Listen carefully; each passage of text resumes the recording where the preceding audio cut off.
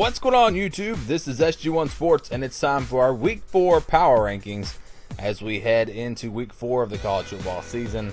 And on this video, we're going to look at the SEC, and had some pretty significant changes from last week, including at the bottom here.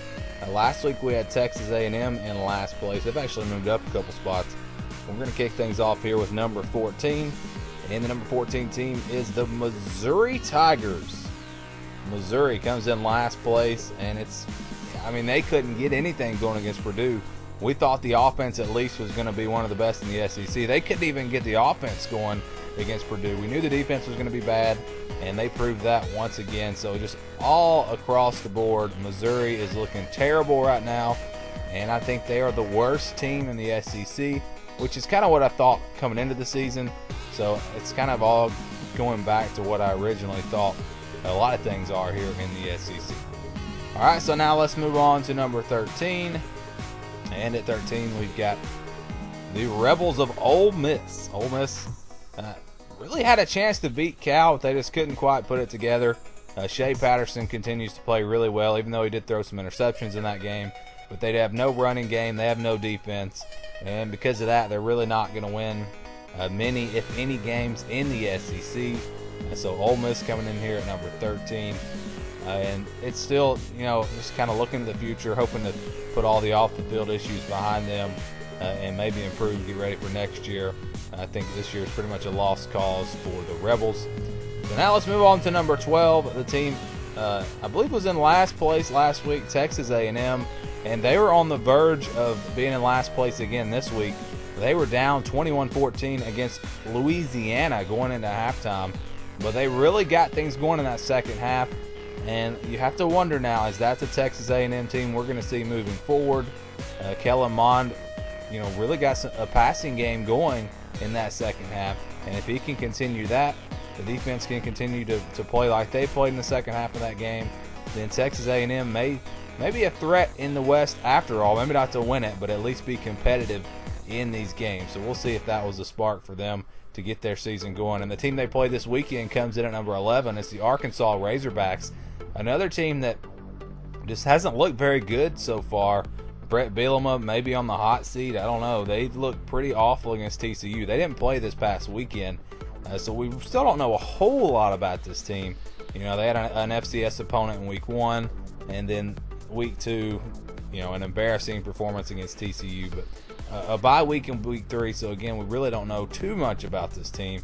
We're going to really find out about Texas A&M and Arkansas coming up this weekend. All right, so number 10, South Carolina, a big drop for this team. The Gamecocks just couldn't get it together against Kentucky as they lose their second game in the SEC. Not their second loss, but that was their second game they played.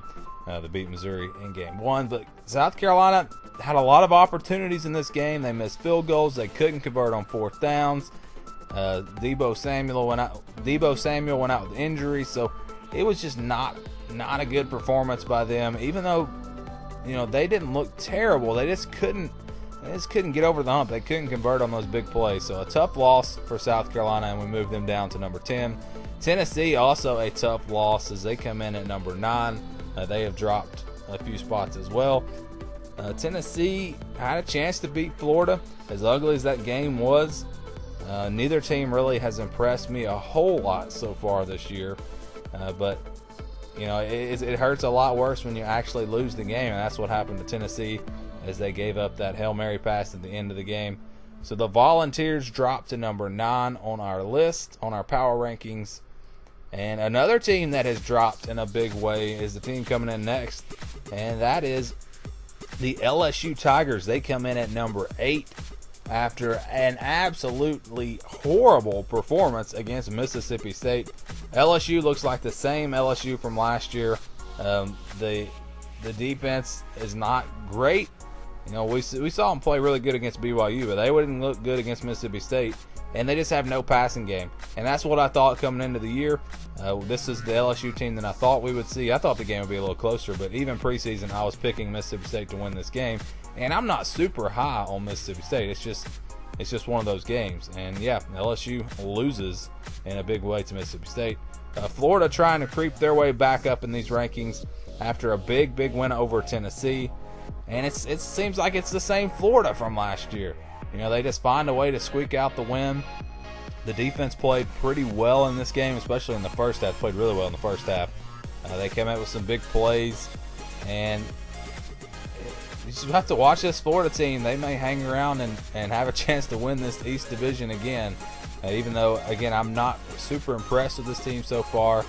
But really nobody in the East, the top teams have surprised me. But these next two teams have, and they are moving up in a hurry. Number 6, Kentucky. How about that win over South Carolina? Kentucky now 3-0. I bet many people didn't see that coming. That was a big win on the road for the Wildcats, and they look like they could be a serious threat in the East. Again, South Carolina really beat themselves. They couldn't convert on a lot of these opportunities, but hats off to Kentucky for going out and getting the win and taking advantage of that as they move up to number 6. They're 3-0, and our next team is also 3-0, and that's the number 5 team in our power rankings, the Vanderbilt Commodores.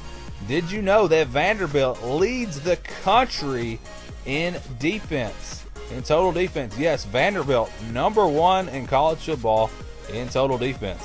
And they, just played a pretty good offense in Kansas State.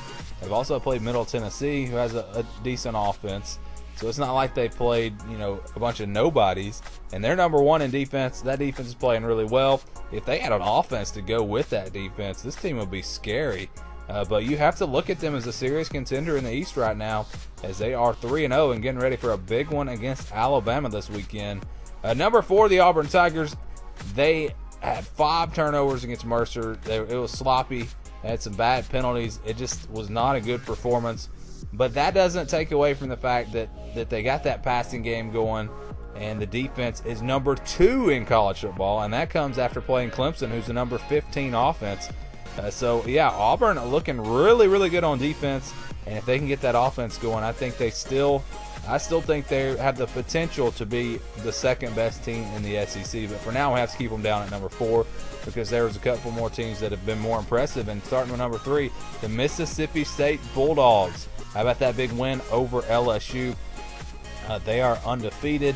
They have been dominant in all 3 games. Their first 2 games weren't against great competition, but still, they were able to win those games easily, and they are rolling right now. Both the offense and the defense playing really well for them. So Mississippi State, they may be the team to challenge Alabama in the West if Auburn can't get it together. LSU just doesn't look like they're going to be that team as of right now. So we go from Bulldogs Mississippi State to the Bulldogs of Georgia, as Georgia comes in at number 2. And how about that? Those 2 teams will clash this weekend in the game of the week in the SEC. That Alabama-Vanderbilt game looks like it might be pretty good as well. So we thought this was going to be kind of a boring weekend, and now look out. We've got 2 possibly really big games in the SEC. But yeah, Georgia, an easy win over Samford. They got that run game going, and we'll see what they do against Mississippi State. They do get them at home. I think that's going to be a really good game, and I can't wait to watch it. So number 1, it's no surprise who this team is, and they may stay number 1 all season long, but it's the Alabama Crimson Tide. A so-so performance against Colorado State. You don't normally see Alabama giving up that many points. Colorado State's a pretty good team, but I've been looking at these numbers, and I may do some videos on this. Alabama's defense right now is ranked 37th in college football. 37th. Yeah, I mean, Alabama's normally top 5 for sure. And the schedule, you can say, yeah, they played Florida State, but then they played Fresno State and Colorado State, so it's not like they're playing powerhouse teams or anything. 37th, yeah, and they've got all those injuries at linebacker. Is Alabama really this good? They probably are.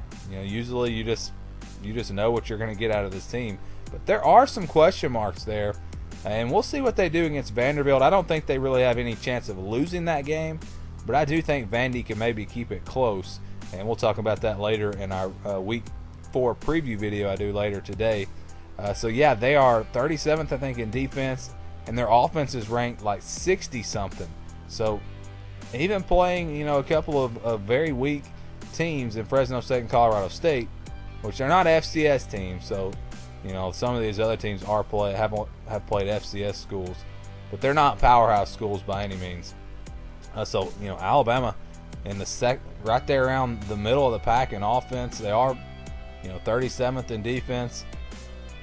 I don't know if we should read much into that, but we'll see. We're going to find out a lot about this team coming up in the next few weeks, and I think it all starts with Vanderbilt. A big test for them is going to be that offense. Are they going to be able to move the ball and score points on that very stout Vanderbilt defense? I think it's going to be a good one. I think it's going to be a low-scoring game. But still, to me, the game of the weekend is going to be Mississippi State and Georgia, because I think that one's going to come down to the wire. I do think Alabama will beat Vandy by a couple of scores. So that's it for our power rankings heading into Week 4. Again, later today we'll have our Week 4 preview for the SEC, and we'll go through every single game for all these SEC teams. So stay tuned for that. And stay tuned for more here on the SG1 Sports YouTube channel. And thanks for watching.